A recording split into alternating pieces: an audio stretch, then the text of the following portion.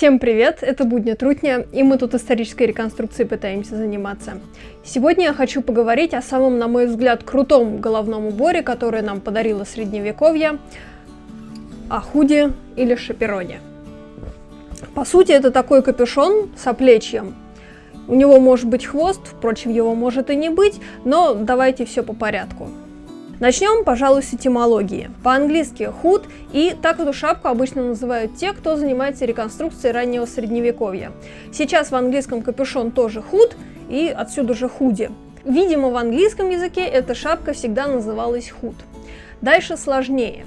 Гугель или кугель в германских языках, но сейчас капюшон по-немецки капуц, а куколь обозначает монашескую одежду.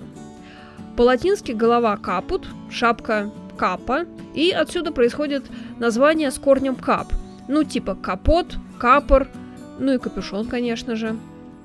В французской версии будет шап и шаперон. Отсюда же наше слово шапка. В итальянском капучча, отсюда название монашеского ордена капуцины. Из чего состоит худ? Воротник, который закрывает плечи, обычно называют пелериной. Хвост называют лирипип. То есть он, конечно, лирипайп, но по-русски все пишут и говорят лирипип. Другое название во французской версии корнет, и еще может встречаться типет. В русском языке есть слово куколь, и оно сейчас обозначает головной убор, который является частью церковного облачения. Но тут не все так просто, и к проблеме куколей в России я еще вернусь, а пока следует начать сначала и окунуться в темные пучины античности.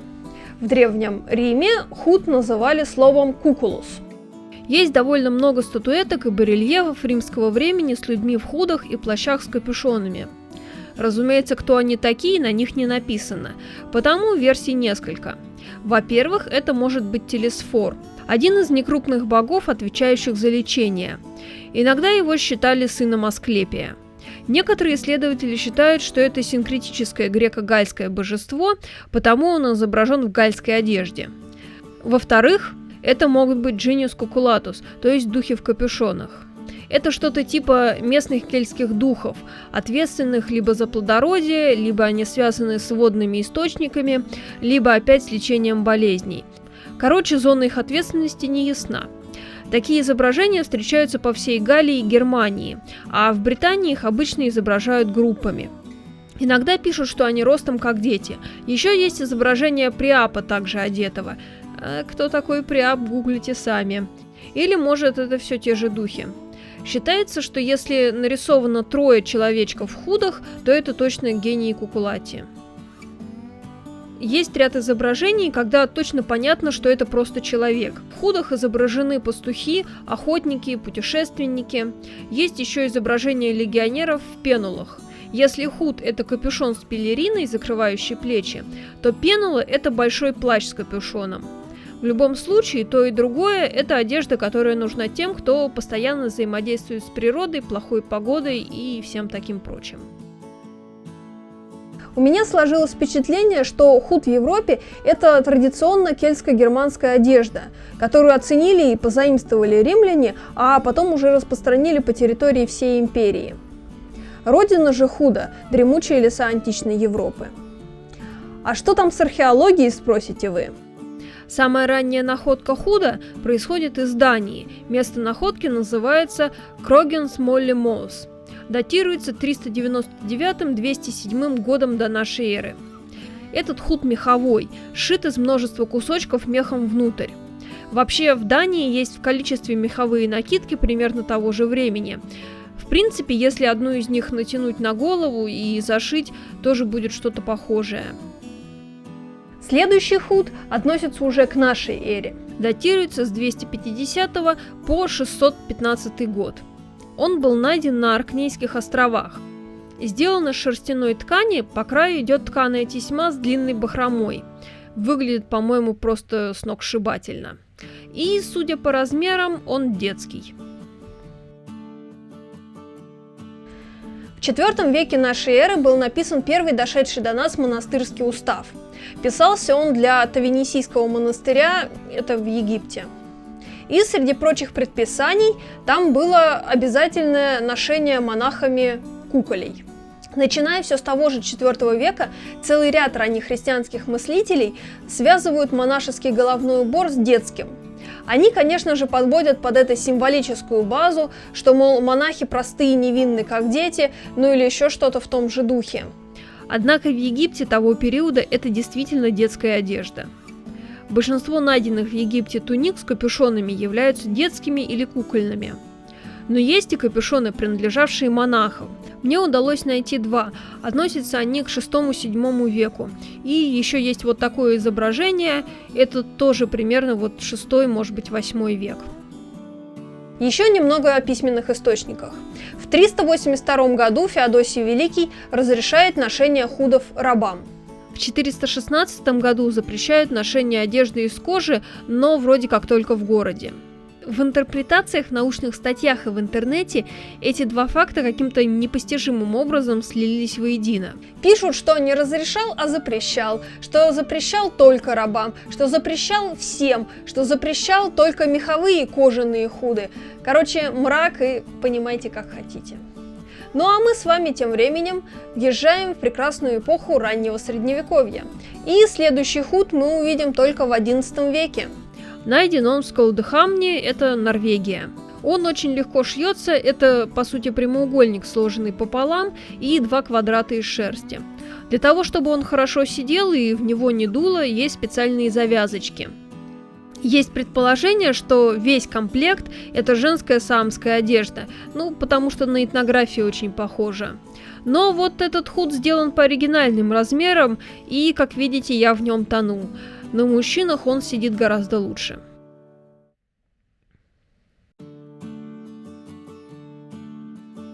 Еще один худ из Скандинавии сохранился хуже, потому не очень понятно конкретно, как он был сшит.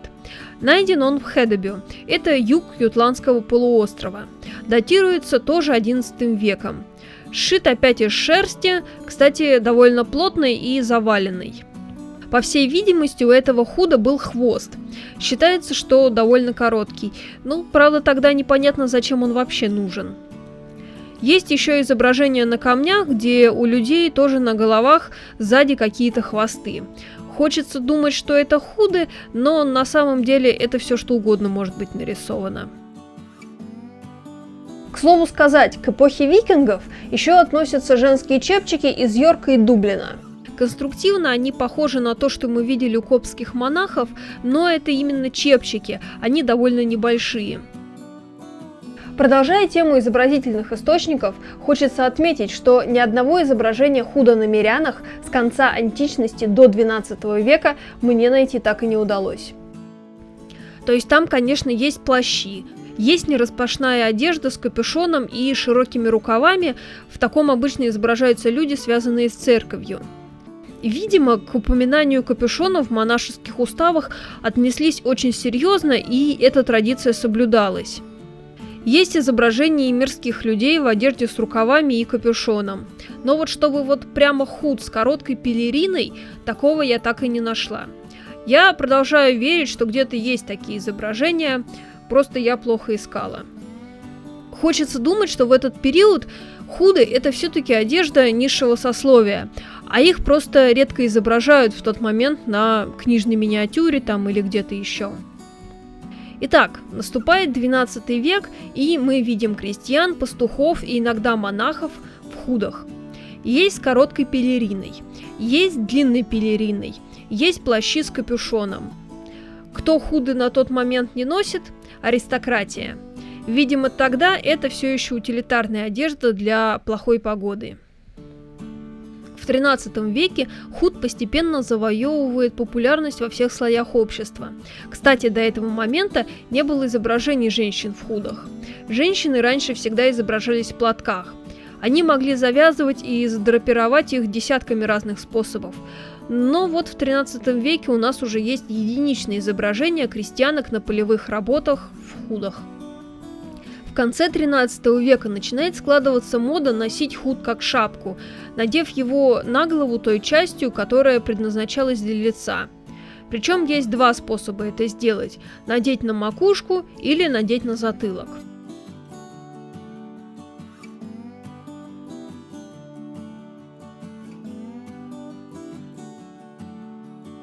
А еще в 13 веке мы можем увидеть разные модели худов. Бывает, что не вшиты клинья и у человека не закрыты плечи. Бывает, что худ не полностью сшит спереди. У худа могли делать длинную пелерину, такую модель принято называть шап. Единственный худ 13 века, который я знаю, принадлежал францисканскому монаху Джованни де Лаверна. Считается, что он датируется 1290 годом. Сшит из множества кусочков шерсти. С самого начала у худа был острый угол. При ношении он чаще всего торчал вверх. В течение XIV века он развивался в хвост и постепенно становился все длиннее и длиннее. Зачем он нужен? Ну, во-первых, это красиво. Во-вторых, этот длинный хвост можно использовать, чтобы плотнее примотать ткань вокруг шеи, чтобы не дуло. Есть некоторое количество худов, найденных в Гренландии. В отличие от ранних худов, тут четко видна тенденция, что он должен плотно сидеть и вокруг лица, и вокруг шеи. В пелерину вшиваются клинья. Есть случаи, когда спереди, есть когда сбоку. Опять-таки к XIV веку относится худ боксонского человека. Ну, об нем у нас снято целое видео. Вообще худ шился обычно из шерсти. На сохранившихся образцах подкладки не найдено. Но на изображениях изнанка бывает контрастного цвета, что дает возможность говорить о том, что могла быть подкладка. А вот из чего она сделана, тоже из шерсти или из льна, может быть вообще шелка, мы не знаем. Наверное, нужно еще рассказать, как вообще худ носят. Можно надеть его на босу голову, но приличные мужчины носят каль, а вот уже на него надевают худ. Зачем так? Это средневековая форма гигиены. Ткань неизбежно засаливается от волос, а худ хотелось бы стирать пореже. Он все-таки крашеный обычно. А вот маленький льняной чепчик можно стирать часто. Все другие шапки тоже предпочитали носить поверх каля. Итак, вот вы надели каль, он как нижнее белье для головы. Поверх надели худ, теперь вам тепло и уютно. Если вы не чувствуете себя достаточно уютно, вам все еще дует в шею, можно подвернуть худ на макушке, чтобы он плотнее прилегал к шее. Вот, теперь точно уютно.